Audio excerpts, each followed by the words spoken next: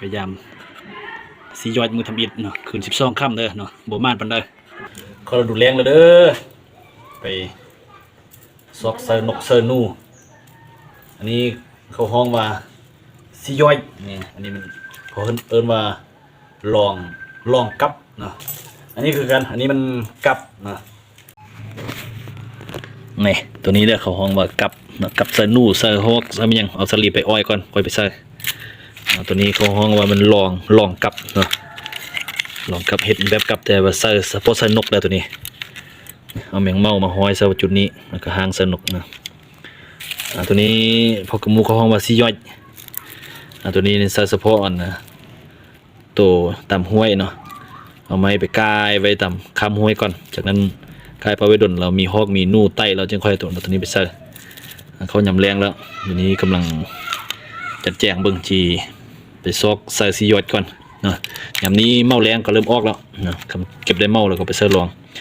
ส่วนตัวนี้ยำแรงเข้ามาแล้วก็เอาสลีไปอ้อยไว้ไปวางไว้เป็นจุดอยู่คงคิดแคมห้วยนะจากนั้นอาทิตย์1 2 อาทิตย์เราก็ไปใส่คันไปใส่ในนูบ่ายนูแดงนูท้องข้าวนูบึกบุเรือแล้วตัวนี้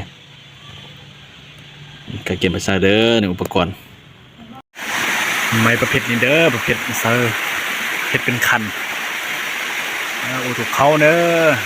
เป็นคันนะตัวนี้มันคัดชุดตัดแล้วปักเซอร์มันคืนเลยนอกจากนั้นแล้วมันก็บ่ตายง่ายเนาะสปริงมันจะเป็นคันคือคันเบ็ดนี้มันทนเด้อเนาะส่วนประเภทอื่นเขาตัดจากนั้นเราก้งปลาไว้เราบ่ดนแล้วมันก็ก้งไปเลยเนาะในประเภทนี้คือประเภทที่คัดที่สุดเนาะ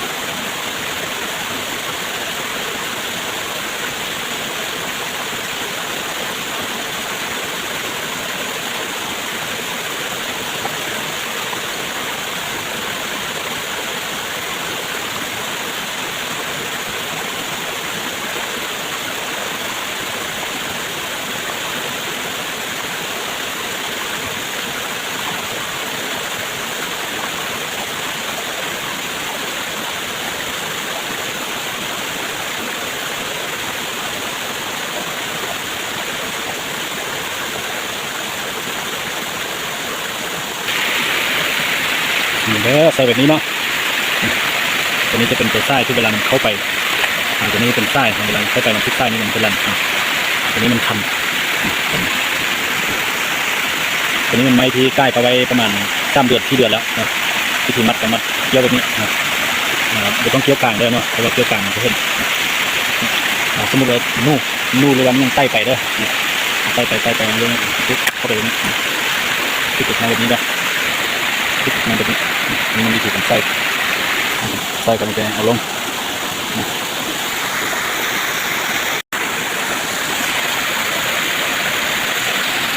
โอ้มันแท้หากก็เซอร์ไปไกล3-4 ลังหนึ่งเลี้ยวกับคืนมาถึกแล้วโอ้โทนี่เด้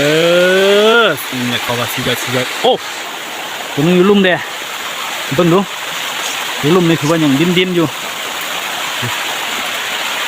ว้าวนี่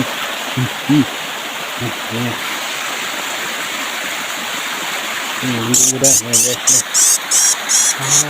สุดยอดมัน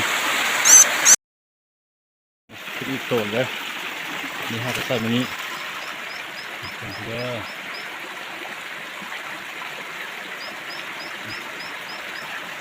ถึงจะเก้า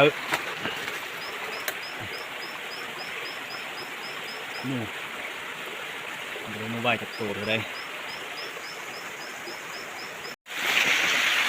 มาเลยเด้อนี่ถึงแล้วนะ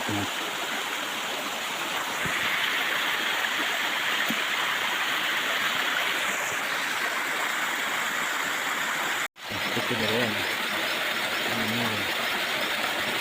นี่แดงม่านอยู่แต่จะทำได้นู่ไหว้ใช่ไหมทำนู่ไหว้ไปทำได้หน้าเรื่อง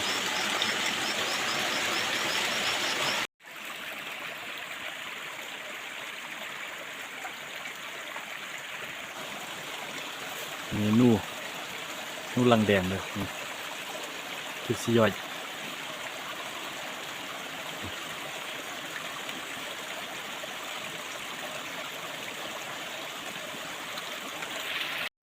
นี่แหละกอดกระมูเพิ่นว่านู่ไหว้ตายยังสีย่อยนู่ไหว้นู่ไหว้ตายยังสีย่อยจริงนี่แหละนู่ไหว้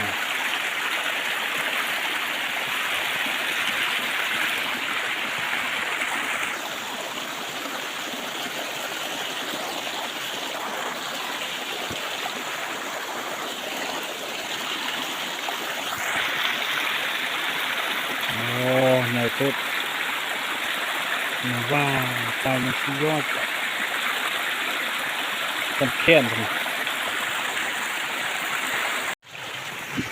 นู่น้อยจังมันแดงอันนี้ตัวน้อยแค่ทุกแก้วแล้วมันเป็นยาวแล้วมันทุกหัว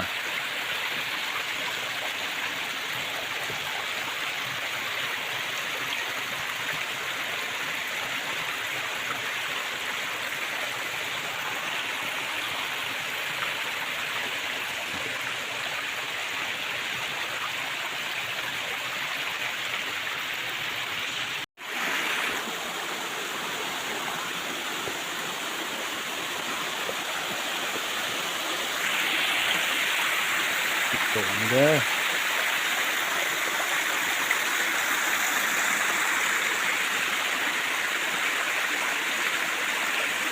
มื้อนี้เป็นจุดนี้เป็น12ค่ำซื้อกันเลยจะทึกนู่ยากเด้อเป็นว่ามื้อ14กับ15ค่ำคนหนึ่งจะทึกอยู่ทึกโตนึงเลยเด้อเบิ่งเนาะช้อนพอกโอ้กระหอกคือกระหอกแท้นี่หอกมอนมอนเลยเป็นเสานี่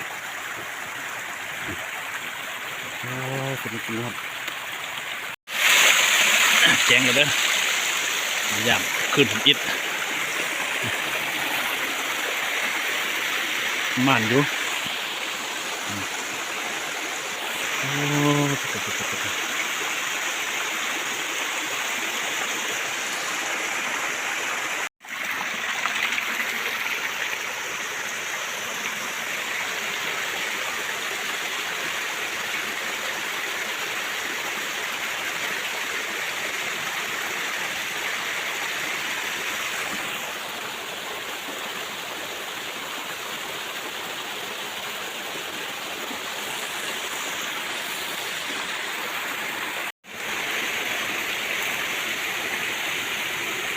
มาหอดอีกตัวแล้วสมคือเขาว่าแท้นี้มันเป็นทุกช่วงนี้มันมันนู่แดงมันอีลี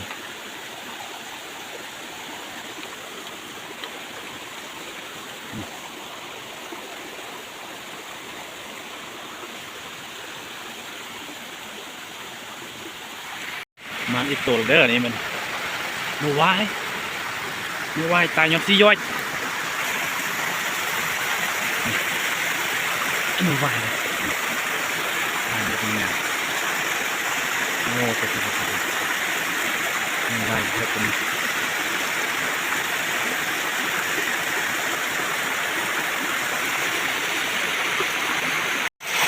เนี่ยเสร็จแล้ว วิสาพวกหมูพวกข้าวโตมาเลยมีดับไปแล้วไม่ไหวอ๋อ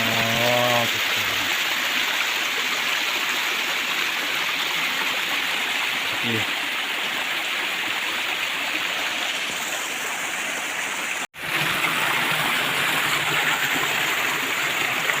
เกิดมาเยอะตอนพยายามสียอดมือทำอิดเนาะคืน12 ค่ำเด้อเนาะบ่มาดปานใดเลยฮอก4 ตัวฮอกมันได้ครัวแล้วเนาะได้นกเป้าตัวหนึงนกข้อเด้อบ่นกเป้าเด้อมันก็ได้นูวาย3 ตัวได้จอน3 ตัวได้นูลังแดงหั่น4 ตัวนูน้อยตัวหนึงอยู่นี่มันกบเนาะกบมันประมาณครึ่งโลก็พอมานอยู่เด้อแต่ว่าบ่มานปานใดเพิ่นว่ามื้อ14 ค่ำหามื้อ15 ค่ำนี่มานกว่านี้เนาะเบิ่งมื้ออื่นสิพยายามเบิ่งเป็นจั่งใด